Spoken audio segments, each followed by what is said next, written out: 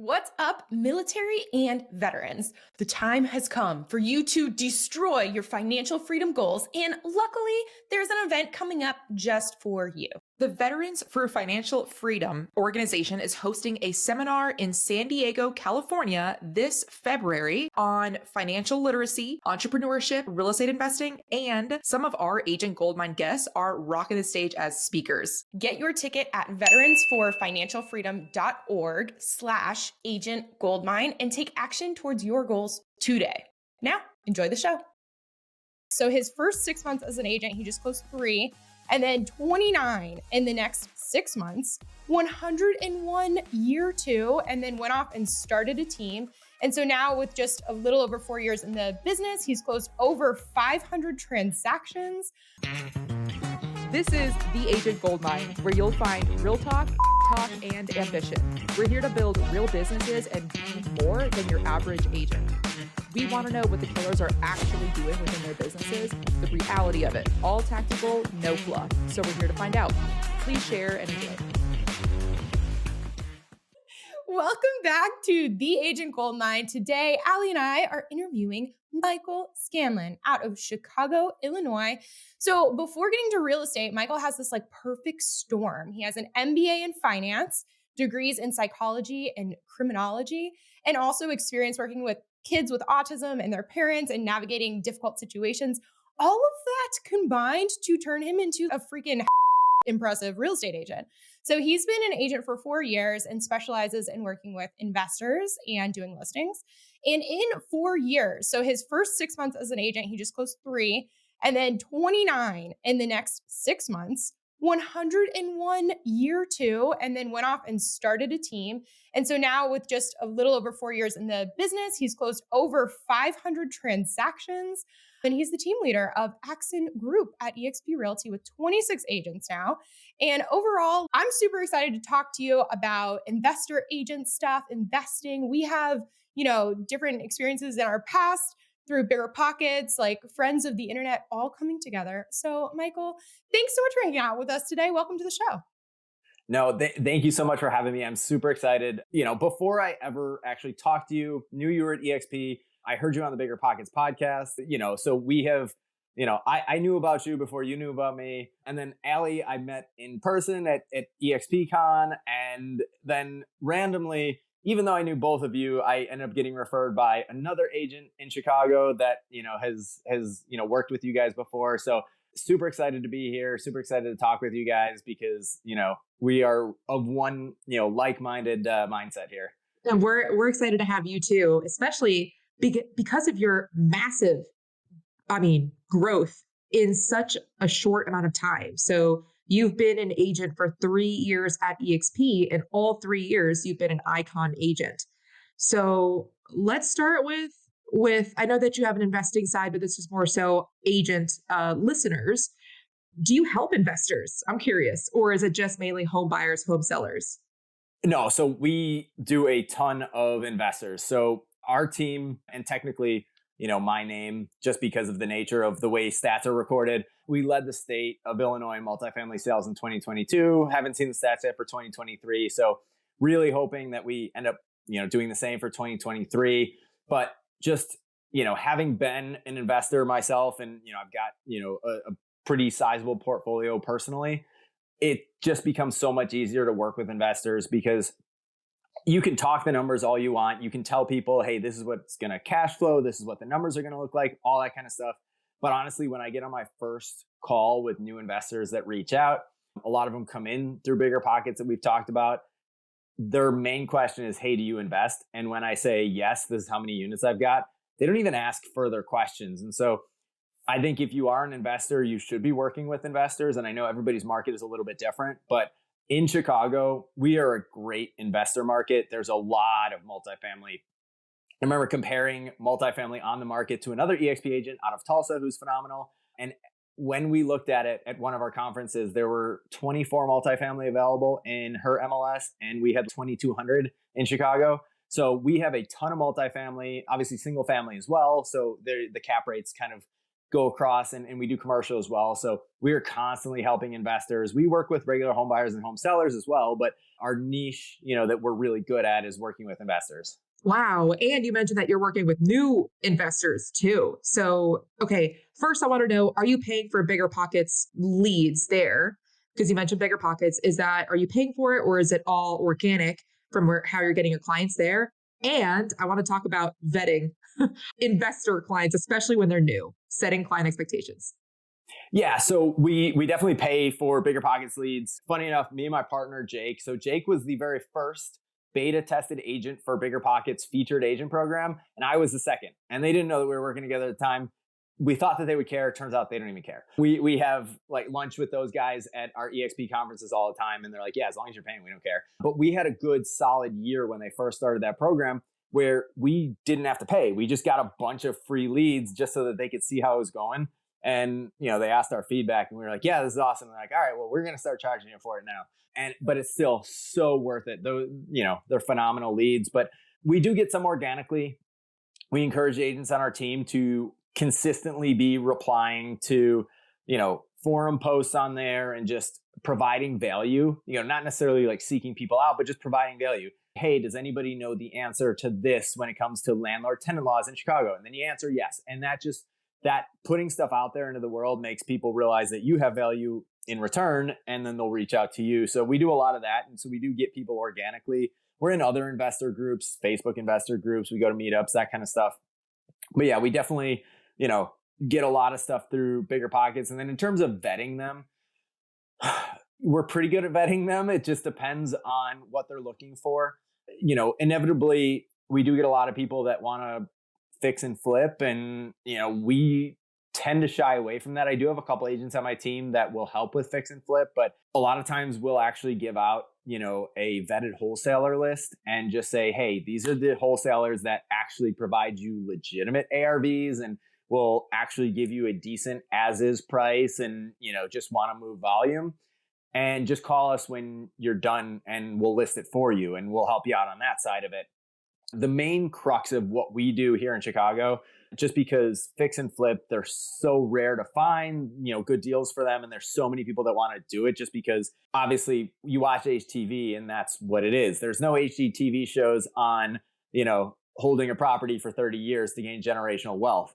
Every, show that you watch on there is rehabbing and flipping. And, we've got Tarek El Moussa, who's now with EXP as well, who, had obviously the most successful show in HGTV history, Flip or Flop.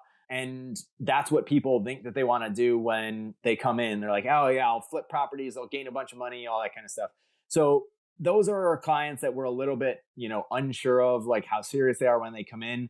Our main crux is people that are looking to either house hack. And if they know the term house hack and they make good income, they're typically a good client. If they've got enough saved up for the down payment of what they want, those are things that we ask up front. And then our pure investors. And when I say pure investors, I mean people that aren't going to, owner occupy a property. And I wish that we could work with more people that wanted 20 plus units. That seems to be on the other side of the spectrum. There's flippers on the low end, and then there's people that want 20 plus units on the other end. And half of them, they might be serious, but those are so rare to find that they're never going to be loyal. That in between is where we really find our bread and butter. Is it's either a house hacker or it's somebody that wants 8 units for $1.5 million, $2 million, and they just want a reasonable cash flow, and they want the other benefits that go along with it: tax benefits, principal pay down, leverage appreciation, all that kind of stuff. And so vetting is always going to be a little bit difficult, but when their buy box kind of fits the buy box of somebody that's previously been serious for us and that there's a typically available property for, that's where we end up, realizing that that's somebody that we need to pour a lot more time into. Yeah. Or pouring the wrong amount of time to some clients, or maybe people that would never actually end up buying, can set you back so far. Who do you say no to as a client? Or do you work with everyone? So we don't technically say no to everyone, but that comes with having a well set up CRM. And so, like I mentioned, we will often give our vetted wholesaler list to our people that are looking for fix and flips. And we do a lot of short sales as well. And so if we find short sale deals, we can typically find buyers. but subcategorization of our CRM is one of our biggest assets. So, hey, this person is looking for 2 to 4 units under 750,000. That's one of our categories. People that are looking for single family non-fix and flips, people that are looking for single family fix and flips, people that are looking for 5+ units over $1 million, whatever. And so we make sure that we tag every single person based on what their buy box is roughly. And people don't fit in perfect boxes, but roughly within those boxes. And what that allows us to do, and this is super important for any agents out there that are, finding off-market deals or working with people in a little bit higher volume. We have a very large database. I'm very fortunate that my partner, Jake, and I started our team together because we were both, very quickly the 2 top performing investor agents in Chicago. And we were just like, yeah, let's work together, because neither of us really have egos. And so I love working with him, but what that leads to is we lead generate like crazy, and we have a lot of people in our system. And so the only real way to work with all of them and scale is 2-part. It's either give them away to people on the team, which we do, and then it's making sure they're subcategorized. So when we find, in a $100,000 off-market property that's going to be worth $350 fixed up and only needs $100 of work, we blast that out to our entire list and we get it sold via email, because everybody who wants that type of property is going to get an individualized email that says, hey, John, we've got this property that this is what the numbers look like.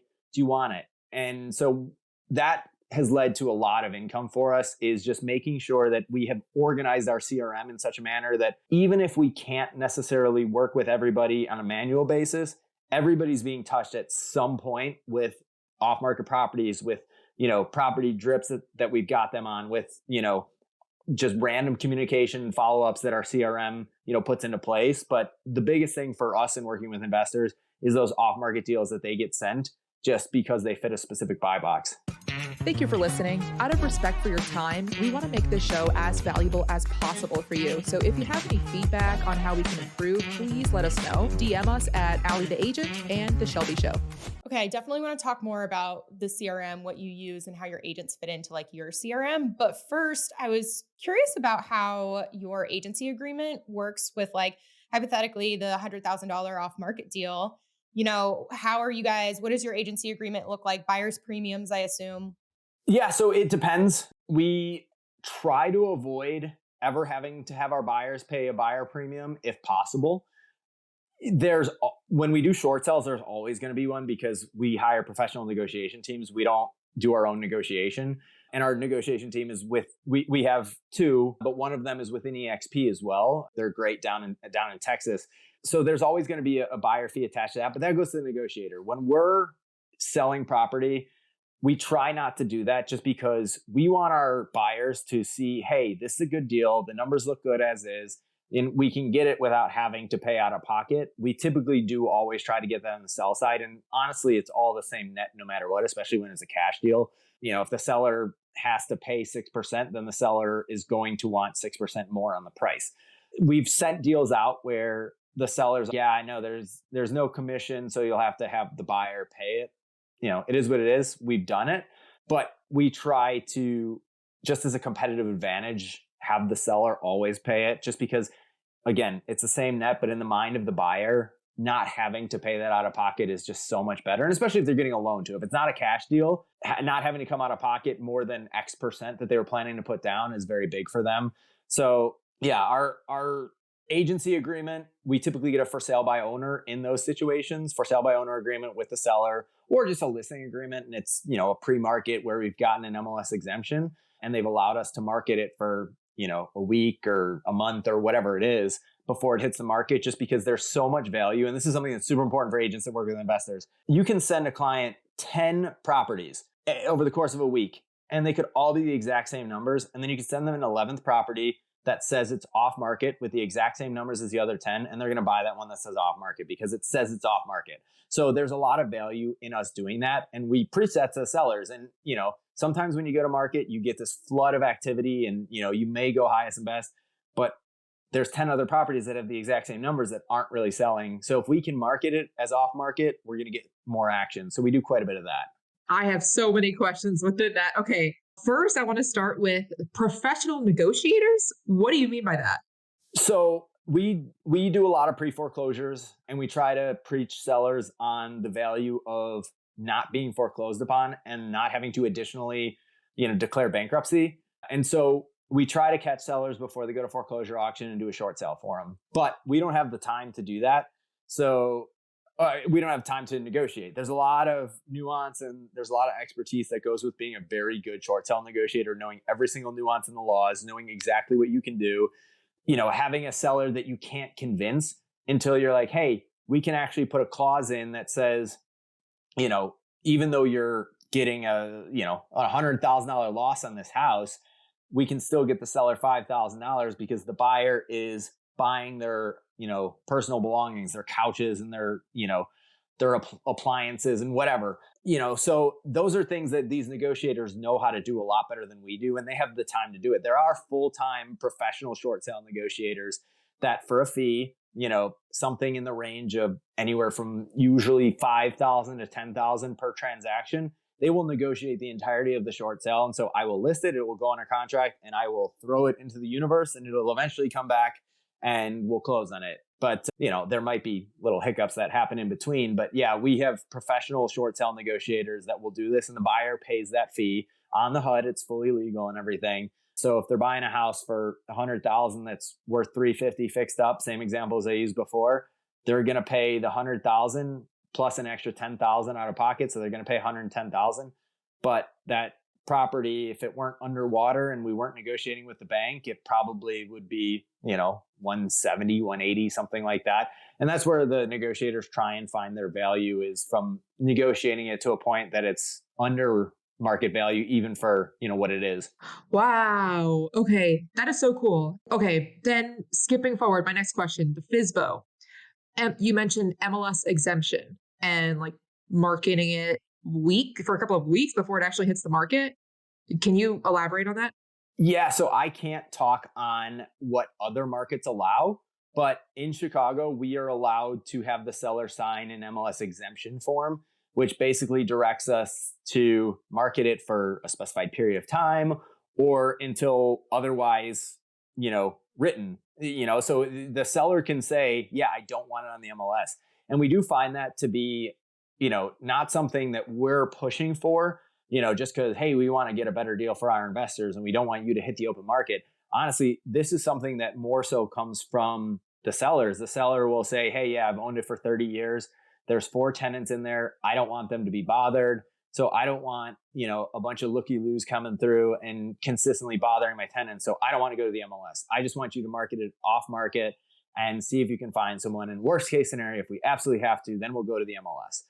That's something that a lot of sellers will push for. And I struggle to understand why, because myself, as somebody who owns investment properties, and as an agent, I want exposure to the market. I see the supply demand, but while I don't fully understand the fact that they want to do it, they do want to do it a lot.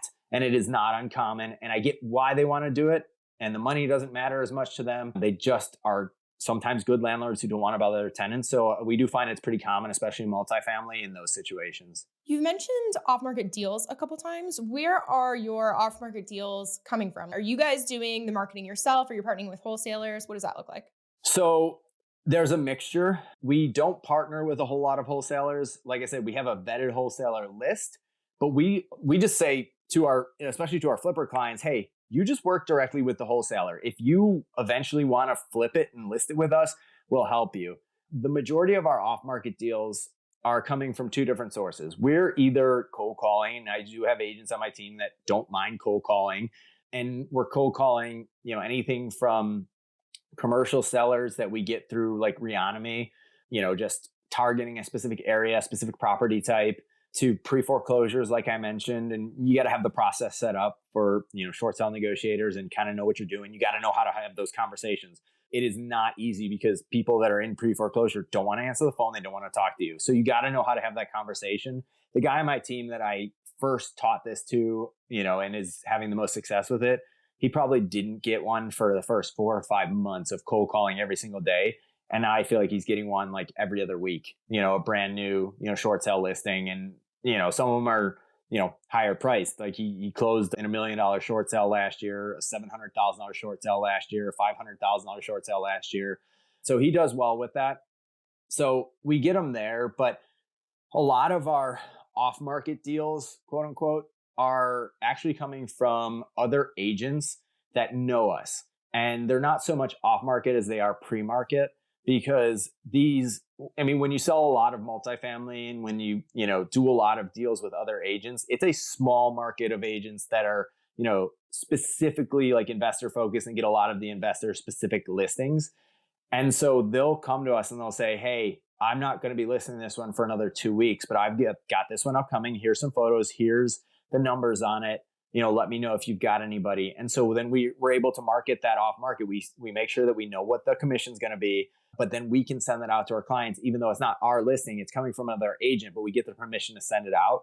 And there's one specific agent that in our market, Lawrence, he's awesome. He's given me shout outs on podcasts before. Lawrence Dunning, he's a great dude. He sends us a lot of stuff before it hits the market, again, because he knows that we have buyers, and we probably did at least 12 deals with him last year, and he was second in multifamily sales. And I feel like a reason that we were 1-2 is because we did so many deals with each other. So we were doubling up almost. But that's a good resource for a lot of agents to have. I don't know if anybody remembers this, but there's an old Coke commercial, and you can look it up.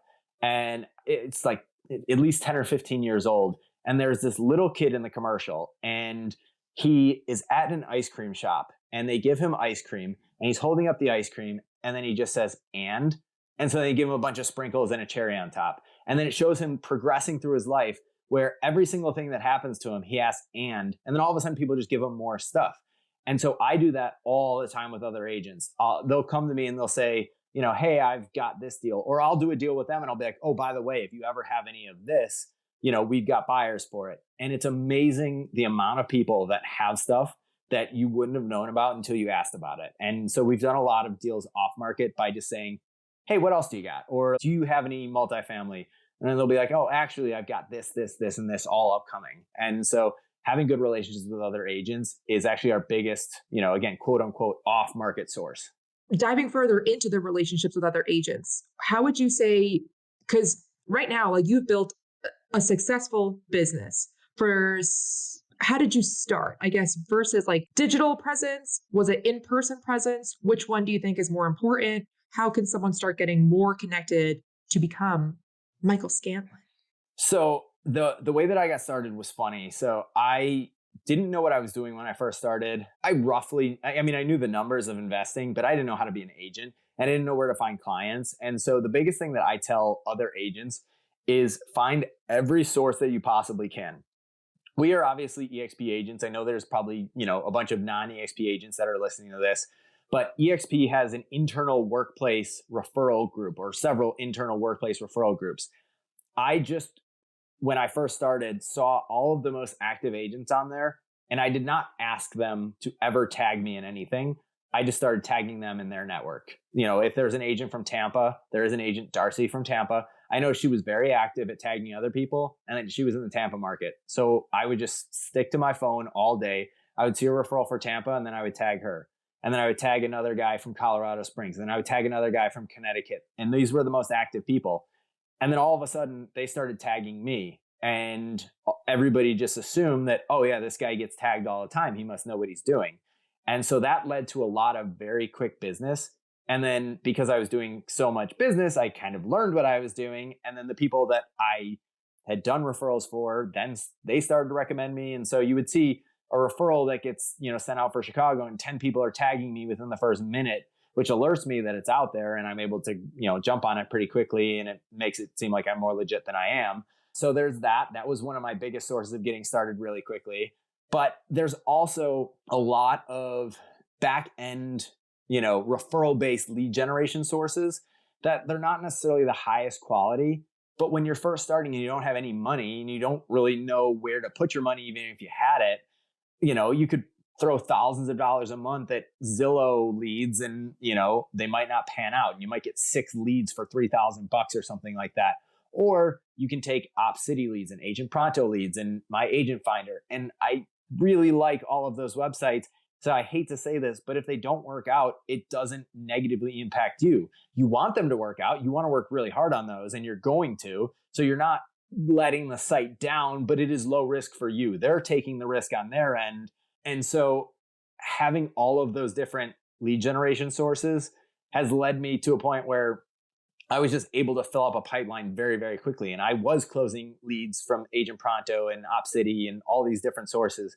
And then all of a sudden those would lead to, more sales, and those would lead to listings where I would procure buyers, and it just amplifies. And I wasn't afraid to do anything, even if it was tiny. I would drive an hour and 15 minutes, each way from my house to do an $80,000 buyer and go out with them 5-6 times before he actually put something under contract. And then those buyers have eventually turned into other people. One of my first deals that I ever did was a guy that bought an $110,000, rundown property. And then about a month and a half ago, and this is 4 years later because I'm into my 4th year in real estate, he bought a $1.4 million 5-unit and a $900,000 3-unit in the same week. And now I'm selling a lot that he had bought, 6 months ago. And he also bought another lot with me maybe a year ago. And so I've seen the butterfly effect and the proliferation over time of taking literally everything. And if you're like, oh, I can't just take everything because then, I can't work all these leads at the same time. Well, then you grow a team of 26 agents and you start handing stuff off to them because some of these are really good leads. So saying no to nothing is the best strategy that I've ever done, because you'll figure out what does and doesn't work, and you'll keep people on your team that are busy, or keep them busy. But yeah, you just have to be willing to work with anybody, and then you'll eventually find who's serious and work your way up. But yeah, just do anything and everything you can. Did you have the CRM in place from the beginning to capture all of these, the tag technique and the third-party sources and all of this hustle business that you're getting? Because you mentioned the CRM now. So curious about your CRM journey. Yo, real quick, this podcast is not free. Cost of admission is sharing with a buddy who'd benefit or throwing it on your Instagram story. Tag us, we'll reshare that.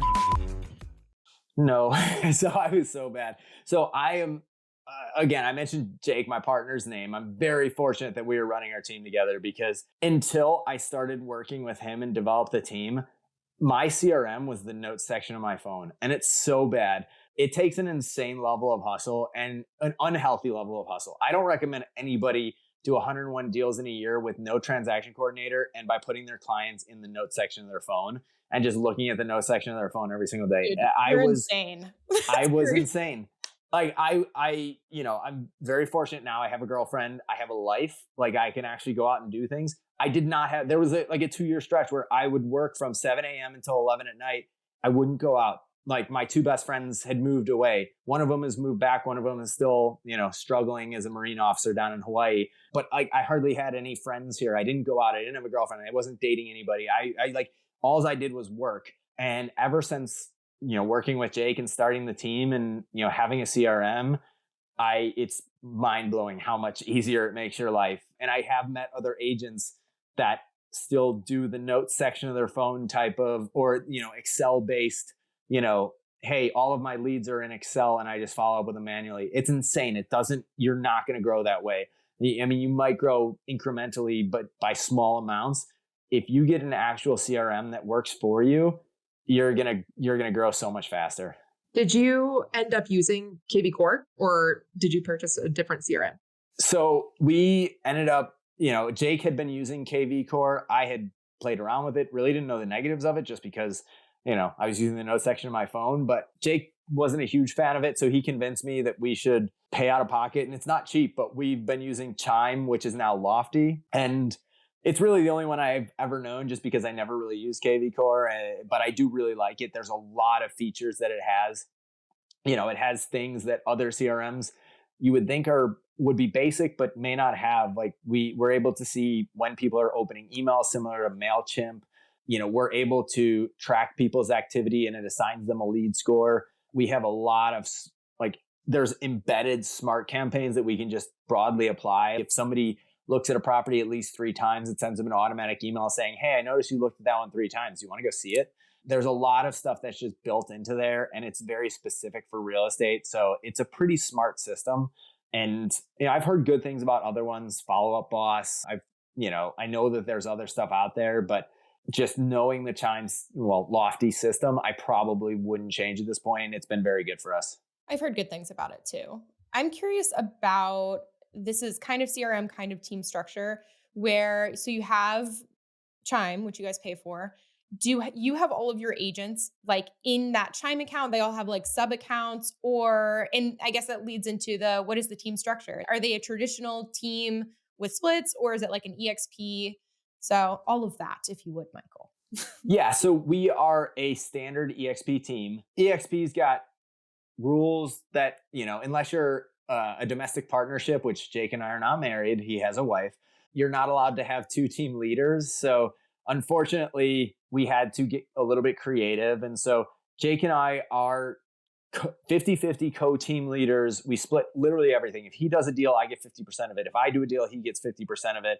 If an agent does a deal, they get their split, and then we get 50% of the remainder. But on paper, we had to designate an agent as the team leader. So I'm technically the team leader, but that's just on paper.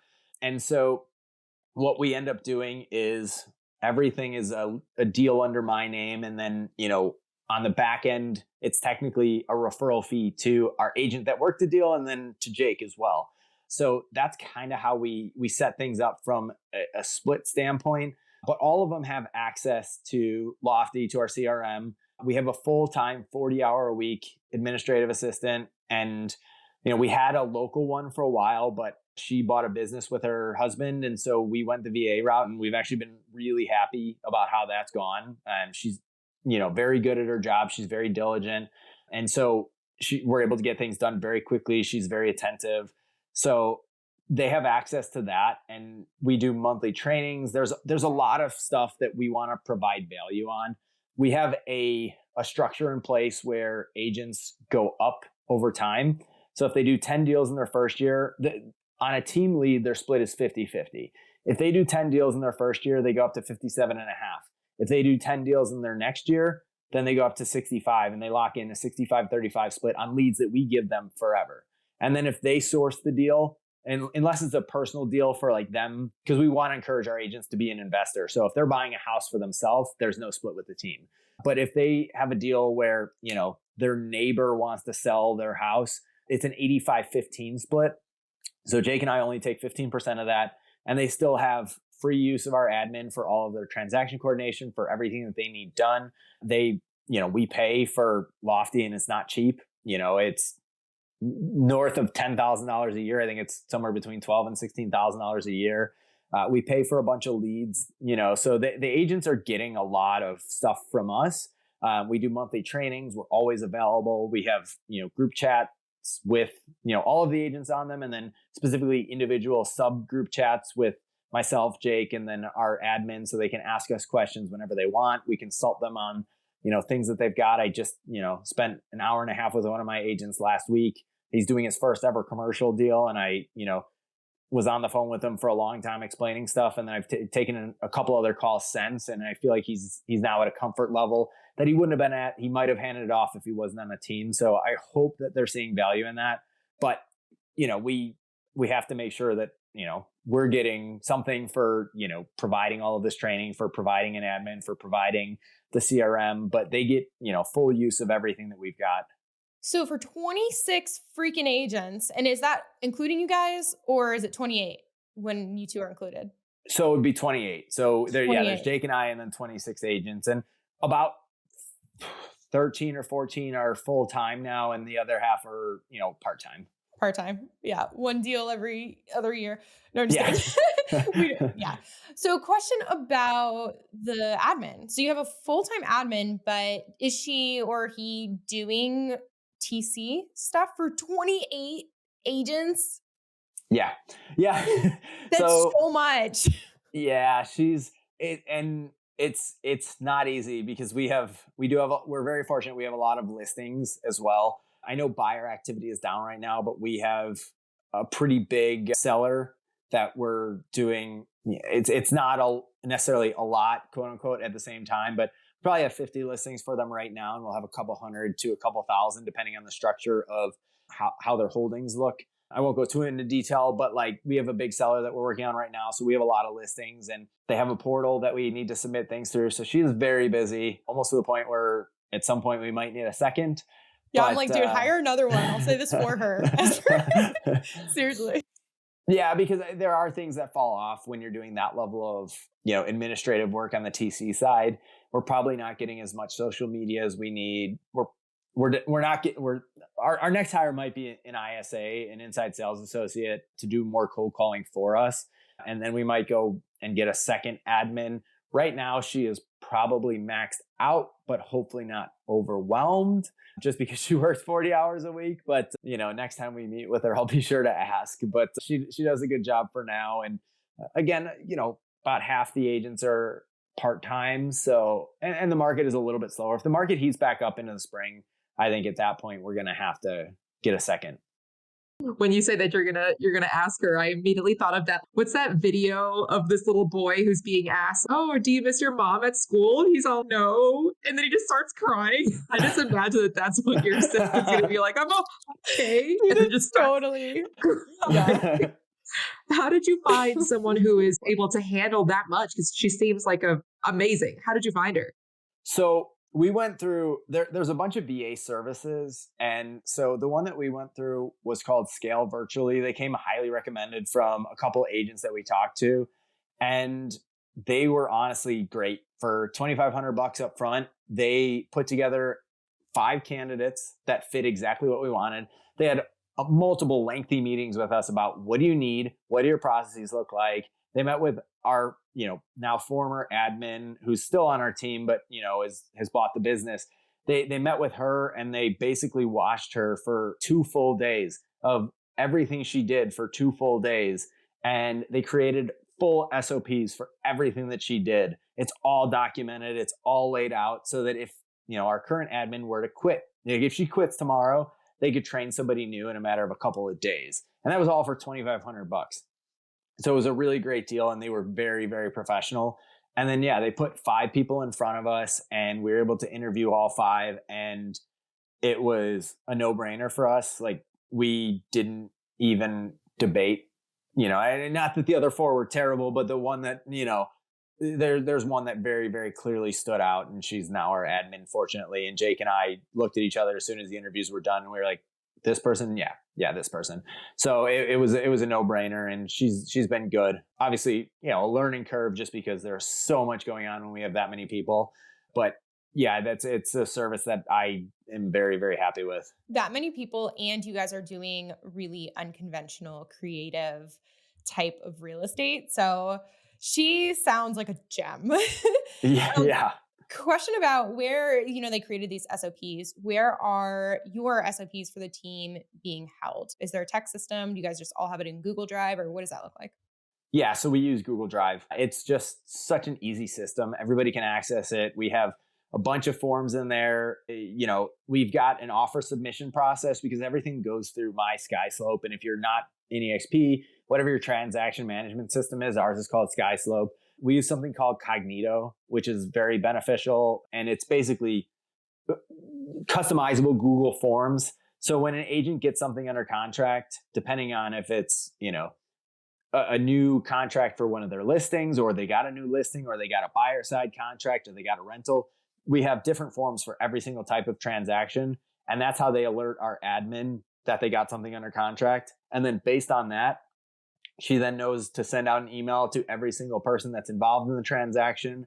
And then she knows to put it in the SkySlope. So we've got that process set up, so that's been pretty beneficial. But yeah, everything is just on Google Drive, and it's a shared Google Drive for all of the agents on the team. And so if they don't know where something is, it's pretty well organized. They can go into, hey, our big seller that we're working with right now, they've got their own individual folder. If they need, very specific disclosures, we have all of the up-to-date disclosures on there. So they don't even have to go into, the MLS or into, another system. For our big seller, we've got a very specific listing process, and that one's itemized on a sheet. So it's all in Google Drive. And, if there's ever anything that we don't have set up, then we get it set up. But so far it's been working pretty smoothly, and it's just, there might be a better way to do it, but honestly, it's been so easy to have it accessible for everybody through Google Drive that we haven't even thought about doing it differently. Yeah, at some point, if it's working, just keep doing it, And I was thinking as you were talking about how your assistant was pretty much followed 2 days in a row. There's an AI tool that may have applied in this case. It's called Tango, where it will like document all of your buttons, like all of your clicks, and it'll turn it into whatever sort of like SOP checklist in whatever format you want. So Wow. I wonder if that's what they used. But I want to head to being out is almost 2024. What are you working on now? And what are you looking for? What are you looking to do with your team in the future? Yo, real quick, this podcast is not free. Cost of admission is sharing with a buddy who'd benefit or throwing it on your Instagram story. Tag us, we'll reshare that.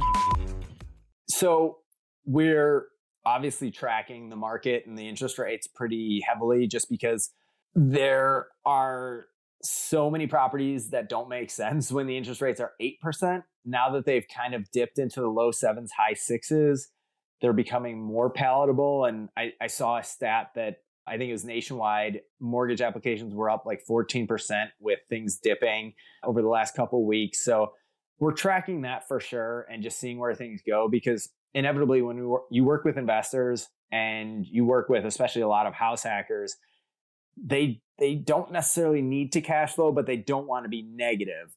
And they definitely don't want to be more negative if it's a house hacker than what they're paying in rent. If they're paying $2,000 a month in rent, they want to be able to move into a 3-unit and not be out of pocket more than $2,000.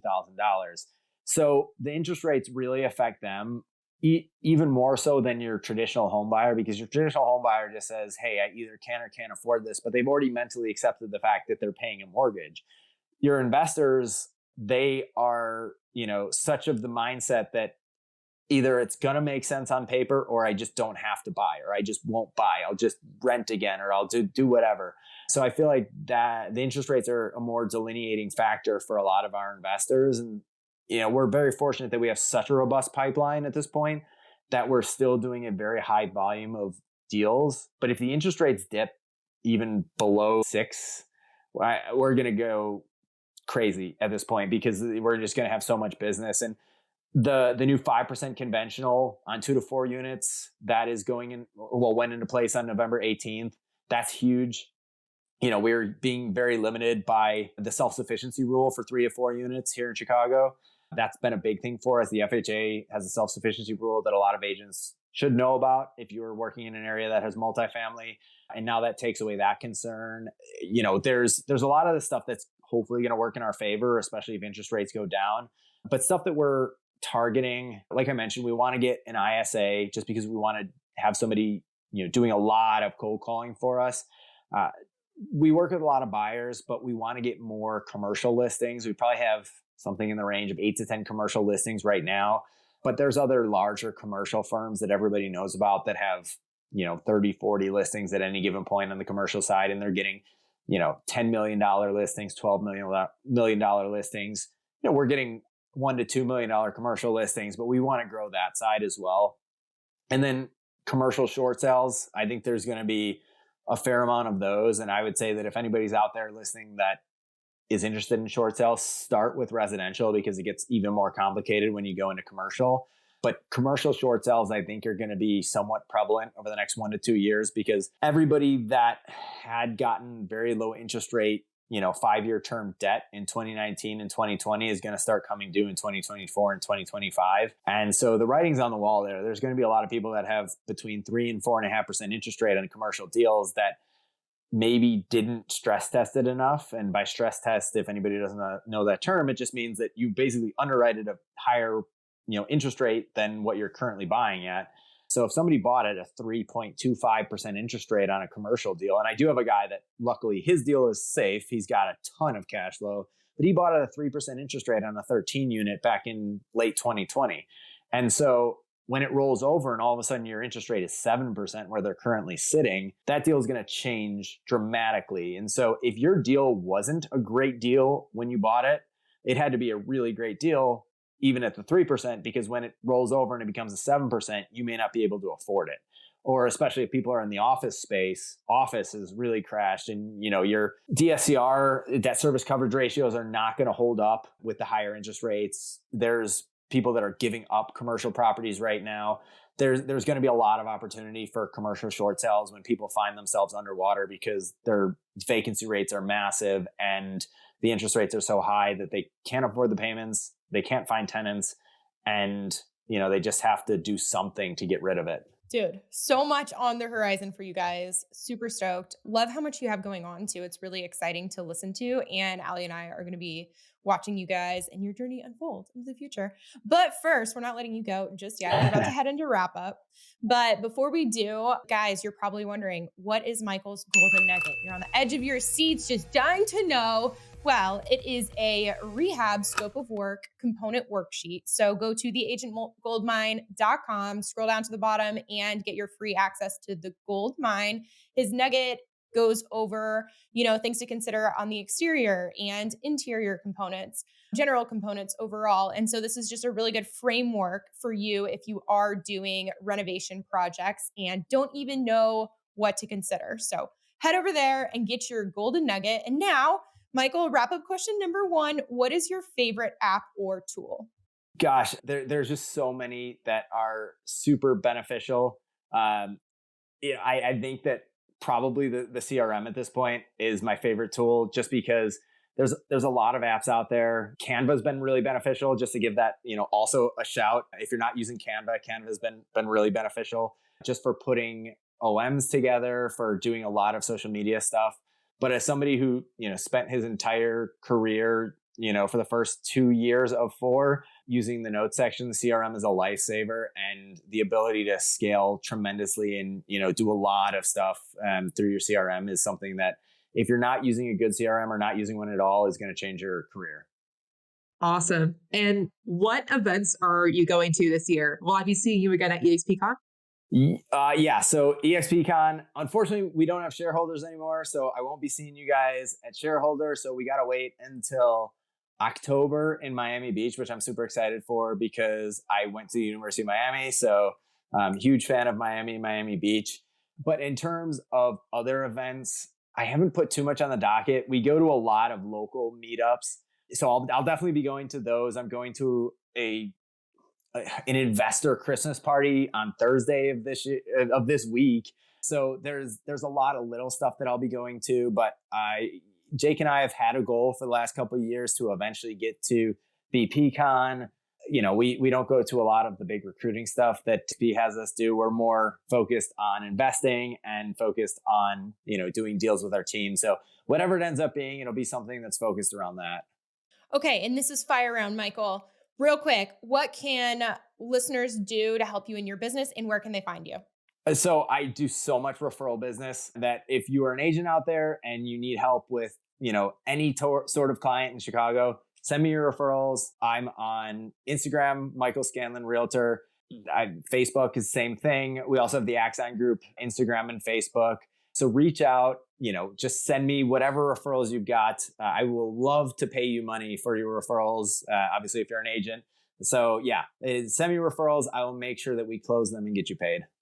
Yeah. So once again, that is Michael Scanlon Realtor, SCANLON Realtor. Find him on the gram. Also find us on the gram as well. Ali the Agent, The Shelby Show. Tag us, share this episode. And Michael, thank you so much for coming on the show. For everyone else listening, be a bro and share this show.